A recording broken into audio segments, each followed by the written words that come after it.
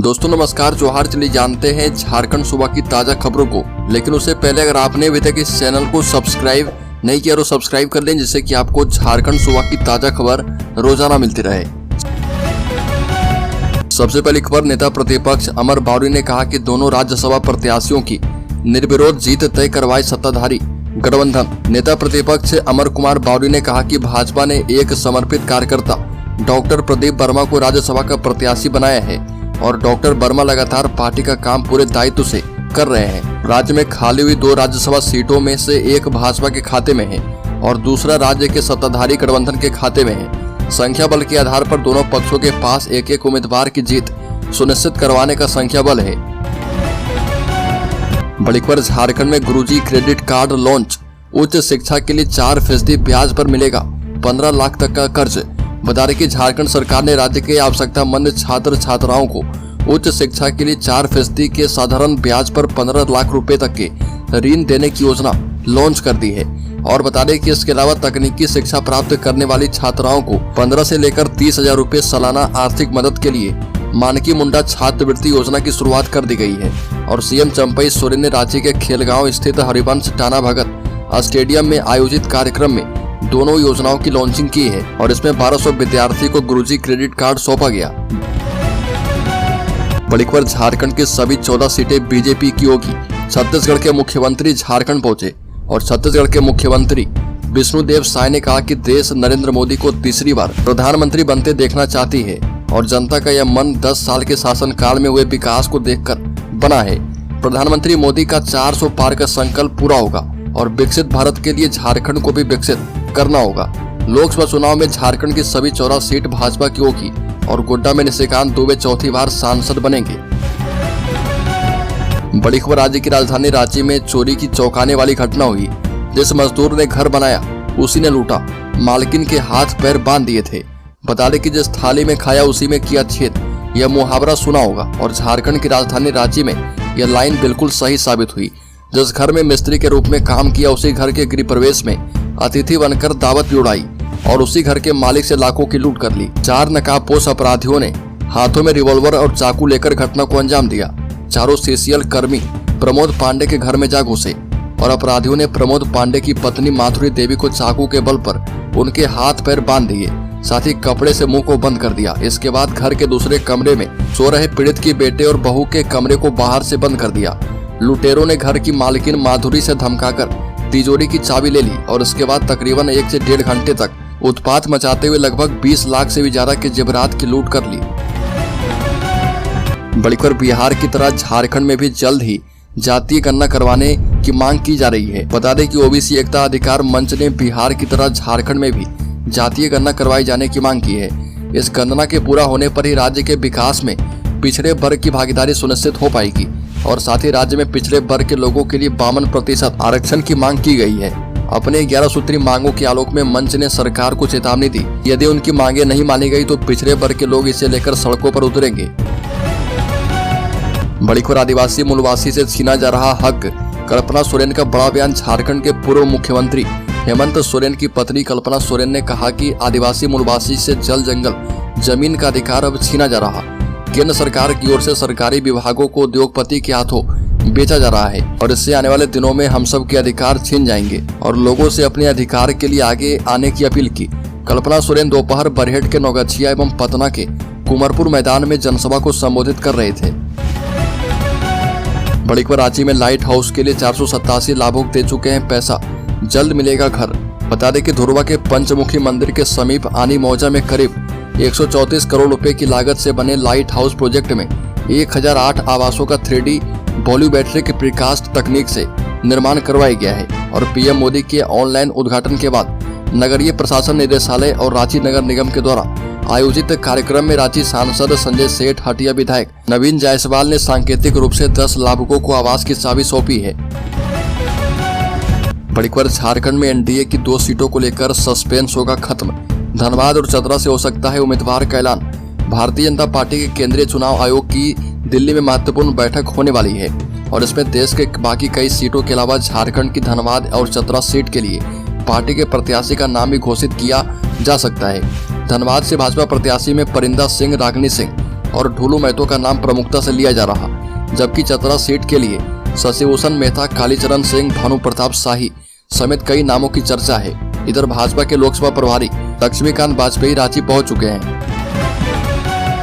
तो दोस्तों, खबरों में और भी आगे बढ़े उससे पहले मैं आपको जानकारी दे दूं कि इस चैनल पर हर दिन एक गिव अवे क्वेश्चन पूछा जा रहा है और ये अगले 30 दिनों तक चलने वाला है। तो आप चैनल को सब्सक्राइब करके बेल आइकॉन, वीडियो की नोटिफिकेशन सबसे पहले पाने के लिए दबा लें और जो सब्सक्राइबर 30 दिनों में सबसे पहले और ज्यादा उत्तर देंगे उन्हें इस चैनल की तरफ से 1001 रुपए गिव अवे के तौर पर दिया जाएगा। तो इस क्विज सीरीज का 28वां सवाल है कि कौन सा देश दुनिया में सबसे ज्यादा धान उत्पादन करता है।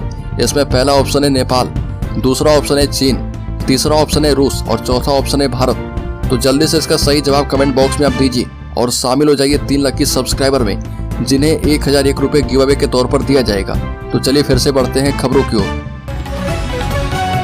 बड़ी खबर, झारखंड की राजमहल लोकसभा सीट भाजपा के लिए बड़ी चुनौती बन गई है। राज्य की राजमहल सीट भाजपा के लिए एक बड़ी चुनौती है, क्योंकि 2014 और 2019 में मोदी लहर ने भी इस सीट पर भाजपा को जीत नहीं दिला पाई और इस बार यहां से ताला मरांडी उम्मीदवार है। राजमहल सीट भारतीय लोकतंत्र में लोकसभा के लिए हुए दूसरे लोकसभा चुनाव में अस्तित्व में आई और वर्ष 1957 में हुए दूसरे लोकसभा चुनाव में इस सीट पर मतदान हुआ और यहां से भारतीय राष्ट्रीय कांग्रेस ने जीत दर्ज की थी। बड़ी खबर, राज्यसभा चुनाव को लेकर एनडीए प्रत्याशी प्रदीप वर्मा ने दाखिल किया नामांकन पत्र। राज्यसभा की रिक्त 2 सीटों पर एनडीए गठबंधन की तरफ से भाजपा के उम्मीदवार प्रदीप वर्मा ने विधानसभा पहुंचकर नामांकन पत्र दाखिल किया और नामांकन पत्र 2 सेट में दाखिल किया गया। नामांकन के दौरान सभी भाजपा विधायक उनके प्रस्तावक बने थे और इस दौरान उनके साथ नेता प्रतिपक्ष अमर बावरी, प्रदेश भाजपा के अध्यक्ष बाबूलाल मरांडी, आजसू पार्टी के विधायक लंबोदर महतो, एनसीपी विधायक कमलेश सिंह और भाजपा के विधायक सीपी सिंह मौजूद थे। बड़ी खबर, झारखंड मुक्ति मोर्चा के सरफराज अहमद ने राज्यसभा के लिए भरा नामांकन। गठबंधन पर मुख्यमंत्री चंपई सोरेन ने दिया है बड़ा बयान। विपक्षी गठबंधन इंडिया ने झारखंड मुक्ति मोर्चा के पूर्व विधायक सरफराज अहमद को प्रदेश की राज्यसभा सीट के लिए अपना उम्मीदवार घोषित कर दिया है और उन्होंने अपना नामांकन दाखिल कर दिया है। इस मौके पर मुख्यमंत्री चंपई सोरेन ने कहा कि हम पूरी पारदर्शिता से काम करते हैं और हमारे गठबंधन के काम करने का भी यही तरीका है। इससे पहले मुख्यमंत्री आवास पर बैठक के बाद अहमद को उम्मीदवार बनाए जाने की घोषणा की गई थी। एक और बड़ी खबर की बात करें तो इलेक्टोरल बॉन्ड पर राजनीति तेज, विपक्ष के निशाने पर पीएम नरेंद्र मोदी। बता दें कि इलेक्टोरल बॉन्ड मामले में सुप्रीम कोर्ट ने स्टेट बैंक ऑफ इंडिया को फटकार लगाई और बैंक ने कोर्ट से इलेक्टोरल बॉन्ड की जानकारी साझा करने के लिए 30 जून तक का वक्त मांगा था, जिसे कोर्ट ने खारिज कर दिया है। इससे पहले सुप्रीम कोर्ट ने 15 फरवरी को सुनवाई के दौरान इलेक्टोरल बॉन्ड्स को असंवैधानिक करार देते हुए एसबीआई को इससे जुड़ी सभी जानकारियां 6 मार्च तक चुनाव आयोग को देने के लिए कहा गया था, लेकिन बैंक ने ऐसा नहीं किया। अब कोर्ट ने फटकार लगाते हुए बैंक से कहा है कि 12 मार्च तक यह जानकारी दें कि पिछले 5 सालों में किसने कितने रुपए के चुनावी बॉन्ड खरीदकर किस पार्टी को दिए हैं। बड़ी खबर, राज्य में बीजेपी की स्ट्रेटजी को फेल करेगी झारखंड मुक्ति मोर्चा। परंपरागत सीट में भी प्रत्याशी को लेकर उलझी है। लोकसभा चुनाव की आहट तेज हो चली है। संताल परगना में लोकसभा की 3 सीटों पर चुनावी डुगडुगी बजना शुरू हो चुका है और भाजपा ने चुनावी तैयारी में गंभीरता दिखाते हुए संताल परगना के तीनों सीट दुमका, गोड्डा और राजमहल पर अपने प्रत्याशी के नाम पर ऐलान करके इंडिया की शुरुआती दौर से दबाव बनाना शुरू कर दिया है। और बता दें कि संताल परगना में दुमका सीट झारखंड मुक्ति मोर्चा के लिए परंपरागत है और इसको लेकर यहाँ पर गहमा गहमी का माहौल है। बड़ी खबर, झारखंड में पीजी प्रशिक्षित शिक्षकों की जल्द होगी नियुक्ति। जेएसएससी ने तेज कर दी भर्ती प्रक्रिया। राज्य के +2 हाई स्कूलों में जल्द ही 7 अन्य विषयों में भी स्नातकोत्तर प्रशिक्षित शिक्षकों की नियुक्ति होगी और झारखंड कर्मचारी चयन आयोग ने 7 विषयों में अभ्यर्थियों को अल्प सूचीबद्ध करते हुए उन्हें प्रमाण पत्रों की जांच के लिए बुला लिया है। प्रमाण पत्रों की जांच आयोग कार्यालय में 13 से 16 मार्च तक 2 पालियों में होगी और इसके लिए विषयवार तिथि एवं पाली का कार्यक्रम तय कर दिया गया है और आयोग के मुताबिक अभ्यर्थियों का अल्प सूचीबद्ध किया जाना अंतिम चयन नहीं है। साथ ही यह झारखंड हाईकोर्ट के अंतिम आदेश से प्रभावित होगा। बड़ी खबर, न्यूज एंकर सुधीर चौधरी को सुप्रीम कोर्ट से बड़ी राहत। इस मामले में गिरफ्तारी पर लगी रोक। सुप्रीम कोर्ट से TV news anchor Sudhir Chaudhary को बड़ी राहत मिल गई है। झारखंड में न्यूज एंकर सुधीर चौधरी के खिलाफ केस दर्ज किया गया था। अब देश की सबसे बड़ी कोर्ट ने सुधीर चौधरी को गिरफ्तारी से राहत दे दी है। सुधीर चौधरी के खिलाफ राष्ट्रीय आदिवासी संघ से जुड़े युवाओं ने शिकायत दर्ज करवाई थी और सुधीर चौधरी पर आदिवासी के खिलाफ आपत्तिजनक भाषा का इस्तेमाल करने का आरोप लगाया था। बड़ी खबर राज्य के बोकारो जिले में दिन दहाड़े लूटे 60,000 रुपए। पूर्व पार्षद की मां पर चाकू से अपराधी ने किया हमला। घर का काम करवाने के लिए निकाले थे पैसे। बोकारो जिला अंतर्गत फुसरो नगर परिषद के पटेल नगर के पास फुसरो नगर परिषद के पूर्व वार्ड पार्षद जसीम रजा की 60 वर्षीय मां फातिमा खातून पर चाकू से हमला किया गया और दिन के लगभग 1 बजे बाइक सवार 2 लुटेरों ने 60,000 रुपए लूट लिए। और इस संबंध में जसीम रजा ने बताया कि उनकी मां घर में काम करवाने के लिए SBI फुसरो बैंक से 60,000 रुपए निकालकर अपने बेटे वसीम रजा की बाइक पर बैठकर घर लौट रही थी। इसी क्रम में पटेल नगर से थोड़ा आगे बढ़ने पर काले रंग के पल्सर पर सवार 2 लुटेरों में से एक ने मां के गोद में रखे रुपए भरे थैले के पास चाकू से वार कर दिया और इसके बाद झपट्टा मारते हुए रुपए से भरा थैला, जिसमें 60,000 रुपए के अतिरिक्त पासबुक, बैंक का पर्ची एवं मां का पर्स था जिसमें लगभग 2,000 रुपए थे, इसको लेकर भाग निकले।